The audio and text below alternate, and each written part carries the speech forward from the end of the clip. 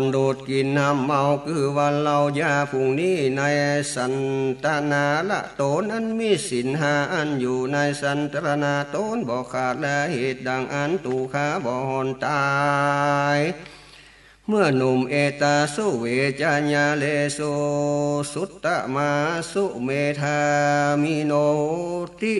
ปหัตตปัญญาโหน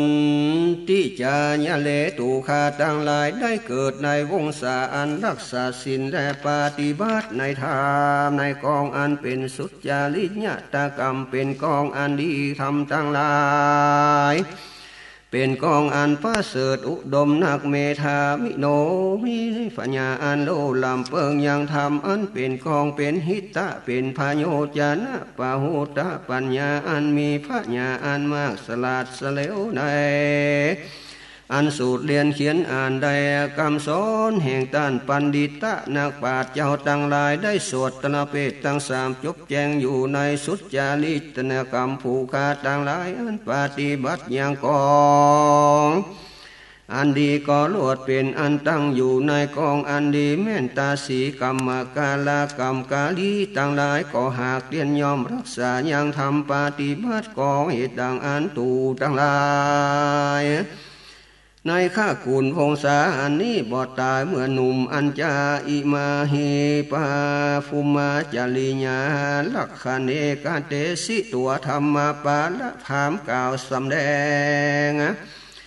อย่างอาธรรมันรักษาปั่มเป่งยังทำอันดีแล้วก็กล่าวยังคุณแห่งอันรักษายังทำตั้งหลายโดยคาถา11นาอนาโมเลธรรมโมอาเวธรรมโมหาเวลาคันติธรรมาจารีธรรมเมสุจาลโนสวขาสวขาตามาวะหัตติเอสานิสังโสสุจิเนนะกุณขติงขัจฉาติธรรมาจารีธรรมเมหะเวลักขันติธรรมาจารีสัตนาติวิริยาวาสากาเลธรรมเมนะกุโตมามะธรรมปาลาญัญญสะอาทินิภิกขากุมมาโลธรรมโมมกวาสัจจาสัจจาสวิวากุศลปาทะ10ประการดา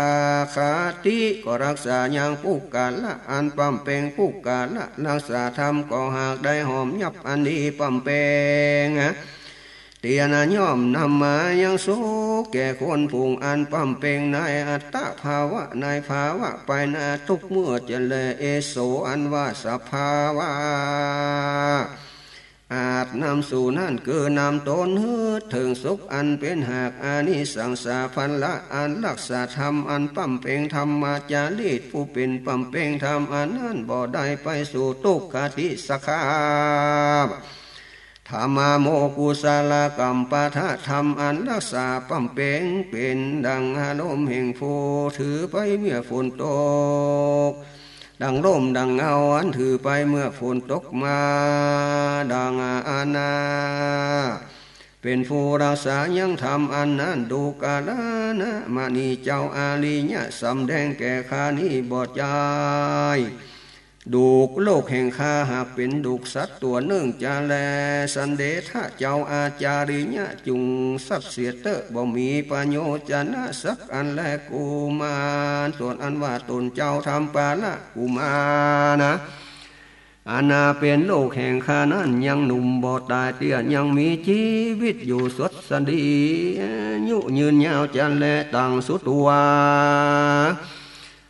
อาจาริยาส่วนอันว่าปาลาโมกขาจารได้ยินคำปาลาฟ้ามสำแดงธรรมาปาละอันประเสริฐนั้นก็คันนิ่งใจว่าหมายหังอาคตังขีญากลัวโลกาแต่ข้าเสียลงขอซ้ำเสียสลอไปจอยมักว่าป่วยห่างนี้ตัวนี้มีบ่งามสักหน่อยแม่นางนานาเป็นอันมาดีนักแดสาฝรั่งละเอวะพายุจันอันมากเป็นกรรมโดยภาละอานิสงส์แต่แลกานิ่งสันในแล้ว เป็นกรรมโดยโสมานัสสายินดีมากนักยังมหาธรรมปาละพามอันเป็นป่อแห่งธรรมปาละกุมารเฮอข้ามาโตดแก่ตนก็ขอสุมมาแล้วกล่าวว่าดังนั้นเป็นดูตัวอื่นแต่แลดูผู้ข้าเอามาเพื่อจักลองดูพิจารณาดูหูแจ้งยังสาภาวะอันบ่ตายเปลี่ยนยังหนุ่มจักมีสันใดแต่ยัดจาไขรู้แจ้งข้าก็จริงแสงเอามาดูแต่แล้วว่าโดยมีแต่และส่วนว่าเจ้าธรรมปาละกุมารเป็นโลกแห่งตานมหาพามนั้นหากยังอยู่สดสดีบ่มีเปียทิโลกาอันใดดีเจ้ามหาพามจุงขมาโตแก่ข้าว่าอันเตกาติมหังหาวาสิโตส่วนอันว่าโมกขอาจารย์มาพิจารณาดูรู้แจ้งแล้วสันนั้นก็อยู่เสียง2 วัน 3 วันแล้วก็พิจารณาโยจนาแล้วก็ขึ้นเมื่อสู่เมืองตากะศิลาอันเป็นที่อยู่แห่งตนเมื่อไปหน้าไปล้นแต่งแปลงยังส่งเจ้าธรรมะปาละมาโดยญาสะบริวารอันมาก็มาหลอดมาถึงข้าคุณวงศาทั้งหลายก็มีและอัตตาอิมังธรรมเทศนาอาทาริตัวจาริญาปนากาสินตัวจาทกังโมทาเนสีสัพปัญโยภาพุทธเจ้านำเอามายังปาราจาทกะอานิอติวัตเตสนาสามแดงสัจจะธรรม4 ประการคือทุกขสัจจะสมุทัยสัจจะนิโรธาสัจจะมรรคสัจจะก็จุมนุมมายังสาภวะธรรมแห่งปาละกุมารวันนั้นคือหากมาได้4 มหามายาแห่งพาตาถาคตะบันนี้ธรรมปาละวันนั้นโตนมหาราชาเป็นจานากามปีปตานิธาราชแห่งตาถาคตะในกาลวันนั้นติสาปโมกอาจารย์วันนั้นคือหากได้สารีบุตรเทนตนเป็นตักกินาสาวกะวันคนตั้งหลายอานาอยู่ในธรรมปาละโกขะขุนอานาเลียกว่าอันว่าแล้วนั่นคือหากมาได้ไวยาปริสัต4 ประการบัดนี้ส่วนว่าธรรมปาละกุมารอันเป็นลูกธรรมปาละพามวันนั้นมหาเมสมาสัมพุทโธคือองค์ของพระอัตถาคตตนทารงรู้ใหญ่ยะธรรมตั้ง4 ประการสัพพัญญูตัญญาณอันประเสริฐตนดีลีเป็นคู่แก่โลกดังมวลเดมหาราชส่วนว่าสีสุโธธนะมหากษัตริย์ตนเป็นปิตาธิราชแห่งพระพุทธเจ้าได้ฟังธรรมเทศนาดังนี้แล้วก็ใส่ใจไปสู่ตามกเสธรรมเทศนาใจมีบุญสมปานนั้นได้กระแสธรรมเทศนาใจมีบุญสมปานได้กตาธิกานะก็ได้ตลัดมาคาพันละธรรมวิเศษไตนิรันดร์กัมปีลาวาทุปรินโตธรรมเทศนาห้องนี้อันพระพุทธเจ้าหากตัตราสัพพัญญูตัญญานะ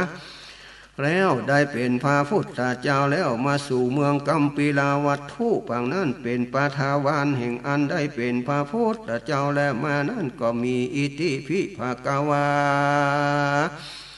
ปิยตัลลังติโสนินะลิสุสุปาติเปตัวสิ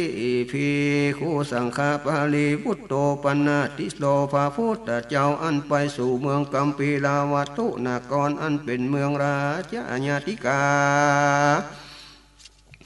อันเป็นที่พระพุทธเจ้าเกิดมาเสวยราชสัมปติเมื่อยังอยู่ในคาลาวาสเป็นปฐมวานอันได้เป็นพระแล้ว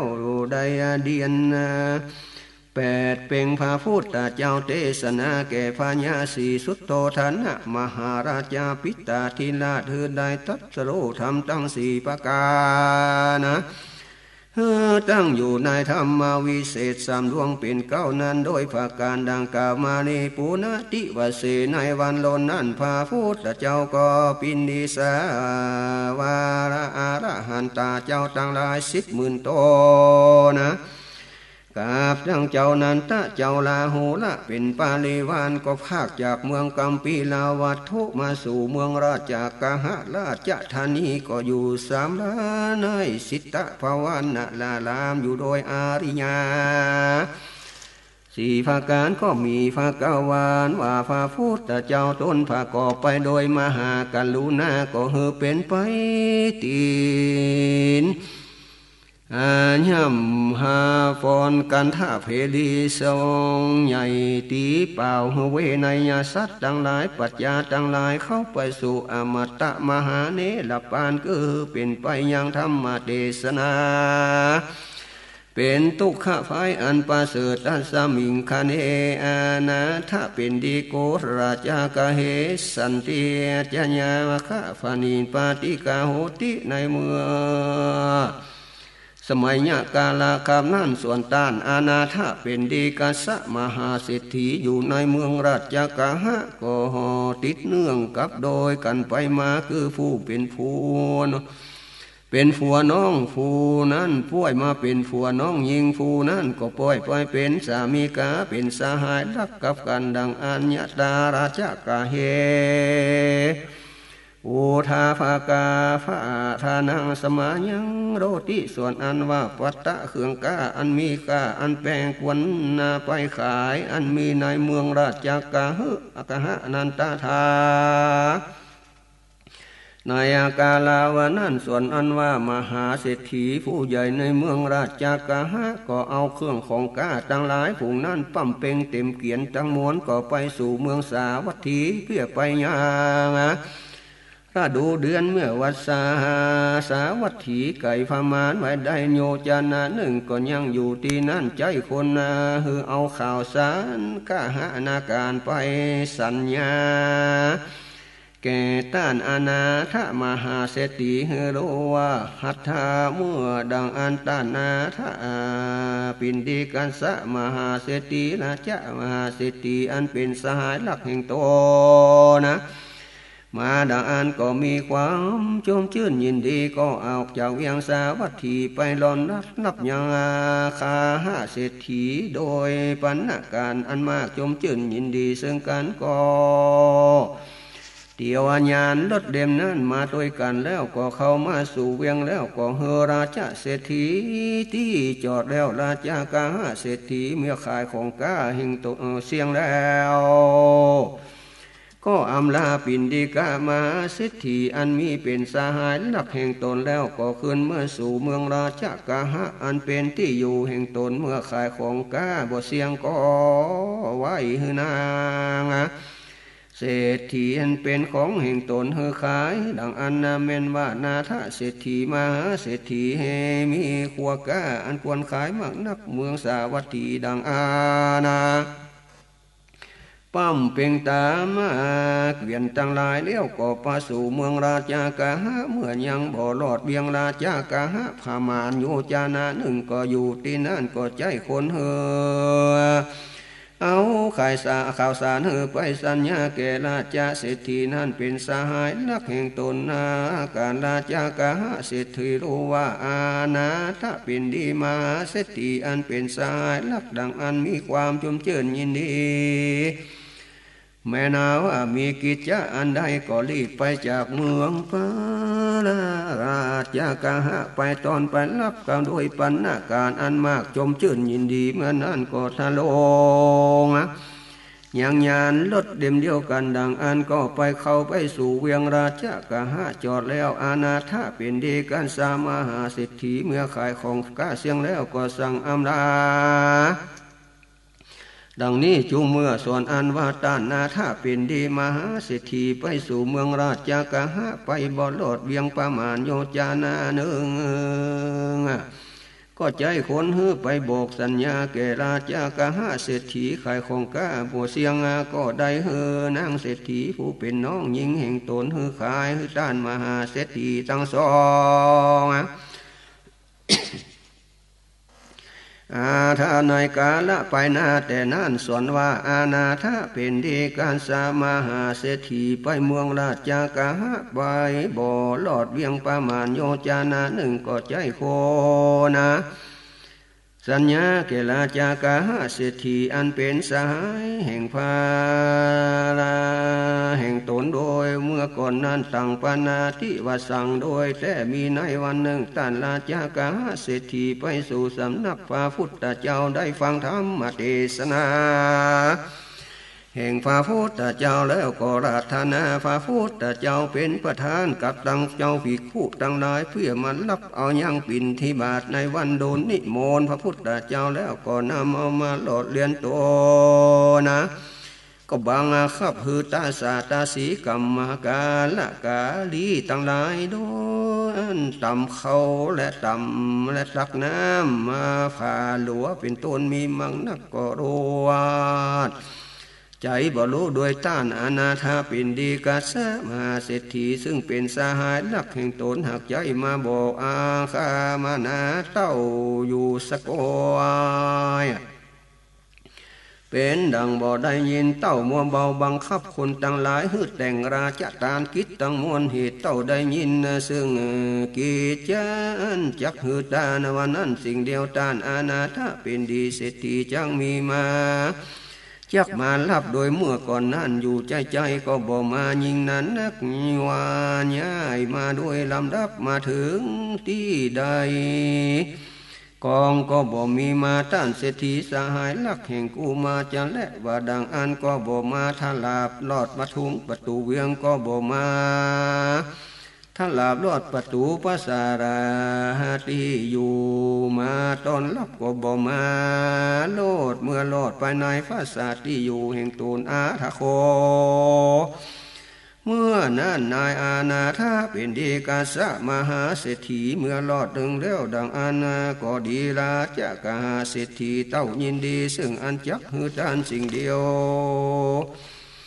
เนี่ยปูจะก้อยเป็นดังบ่รู้บ่หันเต้าบังคับคนต่างหลาย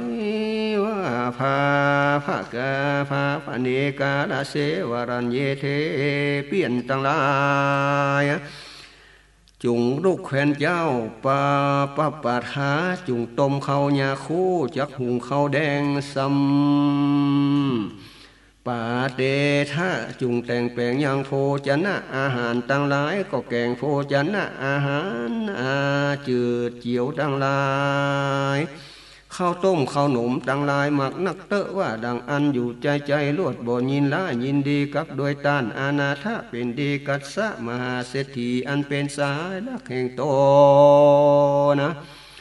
อาทาโคอานาธาปินเดกาสกาหาปาติสัญญาตถาโหสีในกาลาเมื่อนั้นก็คานิ่งใจดังนั้นก็มีแก่อานาธาเป็นเดกาสมาเศรษฐีว่าแต่ก่อนมหาเศรษฐีอันเป็นสหายลักแห่งกูกันว่าได้ยินข่าวสารว่ากูมารมาลอดดังอันสหายกูมาลอดดังอานาแม่นว่ากิจจะอันใดก็เตียนยอมระไว้ไปรับกูและสำแดงมาการโจมชื่นยินดีและบัดนี้ต้านเศรษฐีสหายลักแห่งกูนี่ขีติดลูโปเต้าอยู่สะก้อยเป็นดังลืมเสียดังบ่รู้จักนั้นเต้าบังคับคนต่างหลายแต่งแปลงข้าวน้ำโภชนะอาหารอยู่ใจสันนี้เป็นสันนี้เป็นสันใดจ้ากิจกรรมอันใหญ่คือว่าอาวาหะวิวาหะมังกาลาอันส่งบ่าวสาวเป็นแขกอันใหญ่อันจะลือรู้ว่าเป็นกัมพูชาอันจะลือเทศนาวาสาเนในเมื่อแล้วขี้ยานเก่าแก้ไขยังมาหาวักนิตานาสูตรผูกทวน12ก็บางกรมสมเด็จเสด็จ